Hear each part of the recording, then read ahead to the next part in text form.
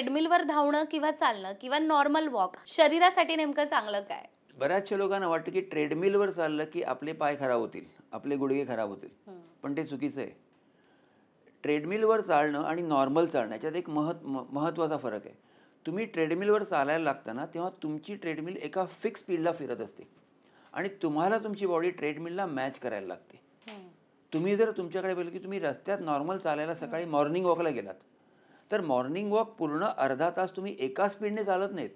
हं. थोडं चालता, मग मित्र भेटतो, मग परत चालता, मग काहीतरी दिसतं, मग परत चालता. तुमचा स्पीड कमी जास्त होत असतो. बरोबर.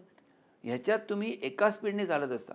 याचा एक फायदा म्हणजे तुम्हाला थोड्या वेळात जास्त काम वर्कआउट होऊ शकतो. हं. म्हणजे तुम्हाला कमी वेळ आहे, ठीक आहे 10 मिनिटात ट्रेडमिलवर चाला. हं. जास्त वेळ आहे, 15 मिनिटं बाहेर फिरून या. हं.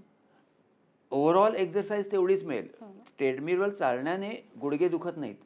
पण समजा तुमचं वय जास्त आहे, 60, 65, 70 आहे, बॅलन्सचा प्रॉब्लेम आहे, हं. तर अशा लोकांना ट्रेडमिलवर चालणं थोडं कठीण असतं. हं. यंग लोकांना नाही फरक पडणार. हं. दुसरं चालताना तुम्ही कुठच्या प्रकारचे शूज घातलेले आहेत, हं. कुठच्या प्रकारची पादत्राणं हे आहेत. हं. त्यामुळे चालताना तुम्ही ट्रेडमिलवर पण चांगल्या क्वालिटीचे शूज घातले, हं. ज्याच्यात तुम्हाला गुडघ्यावरती किंवा पायावरती इम्पॅक्ट येत नाहीत, तर त्याचा एवढा दुष्परिणाम होणार नाही.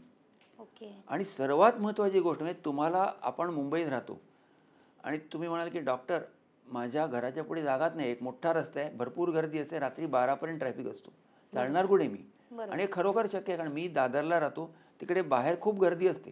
म्हणजे रस्त्यात आपण चालायला जाऊ ही कल्पनाच कोणी करू शकणार नाही.